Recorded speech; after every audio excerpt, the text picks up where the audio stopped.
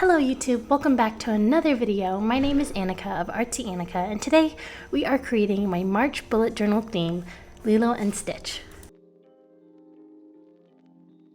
So for these pages that we are going to be creating today, I'm doing a March cover page as well as a habit tracker, a mood tracker, and something new, a March content calendar. And let's get right into it. So right now I'm outlining Can Stitch Say Goodbye to February in red. This is with the Tombow dual-ended marker in the shade 835, if you were wondering. And I thought it would be the perfect way to say goodbye to February. And I loved this scene in Lilo and Stitch, even though it's very sad because he thinks that he has to go home, but he can actually stay. I thought it was the perfect way to set like a message saying thank you so much to February and everything and all the blessings that the last month gave me. And yeah, I'm so looking forward to March, and we did take our time to say goodbye to February. Right now we're just filling in the letters that we had outlined, and it was a lot of fun. This honestly took me overall like a total of 2 to 3 hours, and I did watch Lilo and Stitch with a Glitch too while doing this, so it definitely made the time pass by a lot faster. I did have so much fun drawing these sketches out though. I thought that I did pretty well with Stitch and Lilo and Stitch on the other side. I literally just pulled up an image on my phone, and then I just kind of like sketched it out from my phone to like my paper. So it was a lot of challenging, but it was also a ton of fun. And yeah, nothing like my Mario Kart one at all. Like this one I took like I think like a quarter of the time that I did with Mario Kart. And one other thing that I also did differently than I did last time was I went in, and after I sketched out all of my drawings, I ended up finding the perfect shade to match that specific shape, or the like Stitch's ears and his head. So I went ahead and did that with my Tombow color tracker sheet, and I went and matched all of the colors that I wanted, so it made it so much easier to color in and fill in the shapes, and it made time go by so much faster. Even though this did take me a long time, it would have taken me a lot longer if I hadn't went ahead and picked out my colors. One thing I would mention though is if you are planning to do something like this, make sure that you erase the number. I had to learn this the hard way. You have to erase the number before you go in and fill it in. If your shade is dark, and if it's like a dark blue or you're planning on layering it, it shouldn't matter as much. But I found with the lighter shade, like on Stitch's ears, I used the shade 623 to fill it in with my Tombow marker. And whenever I tried to erase it, I noticed that it still stayed there a little bit. So you can see like the pencil marks still being there even if you erase it. So my recommendation would just be erase it before you even go and fill in the shape. But it is hard to remember, but yeah. And just like that, we were done with our very first stitch. I'm just filling in all the details here. I was really proud of this Stitch because I drew him from like one of those Google images, and he ended up looking so cute. He ended up looking really, really adorable, and it was so much fun to draw him. I ended up just layering this color over and over again to get that right shade of blue for Stitch, and I did the same thing with his eyes as well as his ears. And then I went ahead and added in the background just to give a little bit of background imagery to set the scene that he was in. So I drew the background of when he was just standing, almost going into the ship, but asking if he can just say one last goodbye. And now we're moving on to our March cover page. So for this one, I ended up copying like the title from Lilo and Stitch, so just the surfboard as well as like the floral pattern. I had a lot of fun filling in all of these different shapes and everything. It is very like pleasing to the eye to like look at and to also do. I felt like I was coloring in my own coloring book, so that was a lot of fun. One thing I would mention though is that I wish I did the brown first before I went in with the red, because as you can see, it did bleed a little bit into each other whenever I was going through each color. So I went with a light brown, and then I had a dark brown stripe just to match the surfboard from the movie. And then I went in with this bright green color. It was a lot of fun. I ended up doing some floral patterns here because that's what they did for their surfboard, and I just did it as a little outline. It kind of reminded me of the Nike swoosh a little bit, but here I am just going over all of the little flowers that I drew beforehand before I go into outline everything. And those are all the little flowers. It's so cute, so much fun. And now we're gonna go in and shade in Stitch's arms and his body as we did with the other Stitch on the page beforehand. For this one, as you can see, I did learn I erased my marks before I went in and filled in his whole entire body. So that helped out a lot because you can still see on the other page the outline of the numbers that I drew, and I was not a fan. So now I know that you always have to erase your numbers before going in to fill it in afterwards.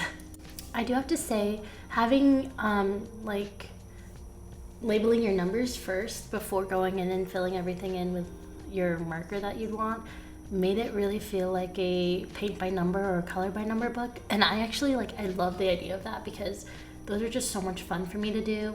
And the fact that I got to draw these first before going to fill everything in was very satisfying. And yeah, I absolutely love Lilo and Stitch. Like, this movie is so good, but it's also very sad. I haven't watched it since I was little. Not really little, I'd say it's been a couple of years, but I haven't watched it for a while now. And then watching it over the weekend when I was doing this, it made me so sad. Lilo went through some trauma, and it was just very sad. I didn't expect it. As a kid, you think of all the good memories and everything, how cute Stitch was, but you never thought about the trauma that Lilo had gone through. So it's a very sad movie if you think about it overall. Everyone that she has known kind of left her, but I'm so glad that she found Stitch and they were able to be friends and have all these great memories, especially this one whenever they were, she was teaching him how to dance and going over how he should be good instead of bad. And even though he was programmed to be bad, he still ended up being pretty good in the end. And I just thought it was so cute. I absolutely love this movie. And if you haven't seen Lilo and Stitch yet, I highly recommend it. 10 out of 10. You might need some tissues if you're watching it. I thought it was pretty sad.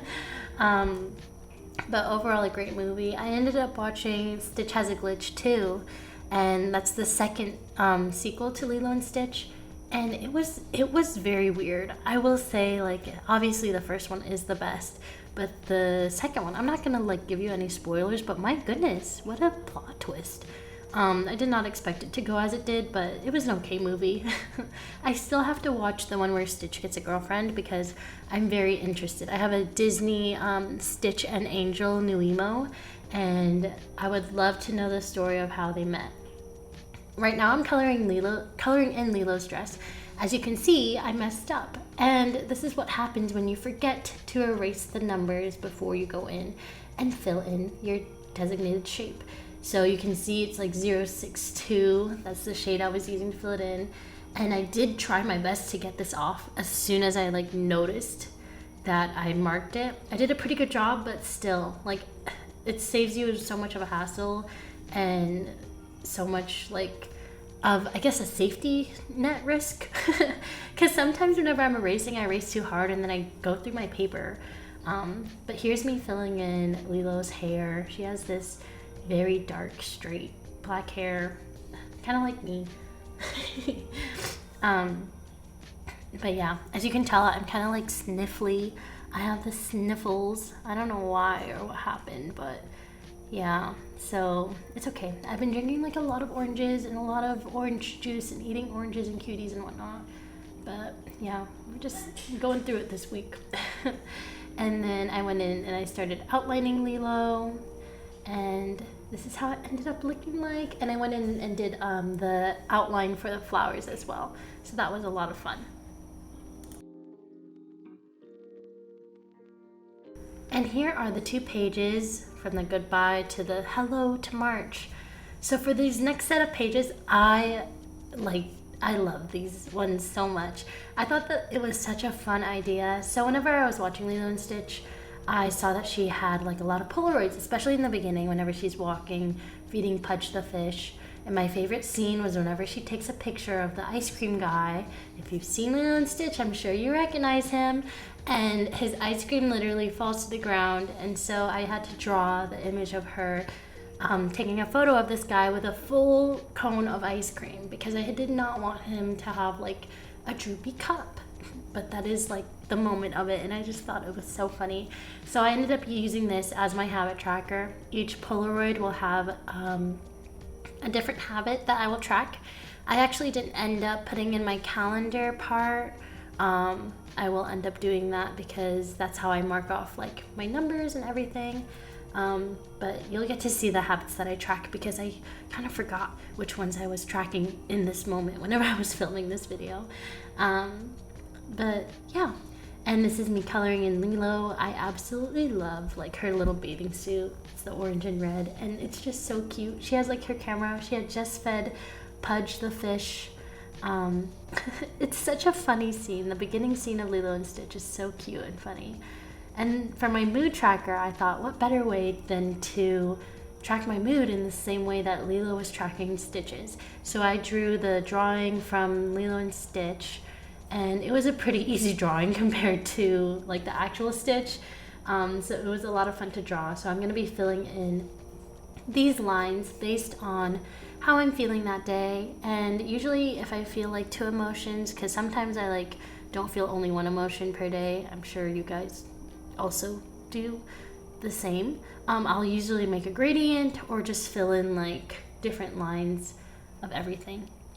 And now we're doing our March content calendar. So this one is a new idea because I need to get better at planning my content, and I always end up making the video like how I am now, like a day before it goes out, or like, I don't know, I just need to get better at it. So I came up with this idea of a March content calendar. I've seen some other bullet journalists do it. I looked up inspiration on Pinterest. So I basically made a mini calendar within my journal, and I plan to have the see-through tabs, and just to help me plan out my videos per day, my TikToks, my Instagram, because I've been trying to post on Instagram a lot more and such. But yeah, I ended up just putting some stickers just to try to fit in like with the Lilo and Stitch Hawaiian theme, but it honestly didn't even look that much Lilo and Stitch themed, but I actually ended up using it quite often. So yeah, and here we go. This is my last final flip through. You can see the habits that I'm tracking, my mood tracker, all of the moods that I wanted to keep track of, as well as my content calendar. And I just wanted to thank you so much for watching this video, and it's been so much fun. I'm so glad that you're able to stick around and watch this on my channel, and I hope that you have a very great March. I hope that you found some inspiration from this. If you did, feel free to tag me on TikTok or leave a comment down below. I'll see you next week with a brand new video. Have a great month. Bye, guys.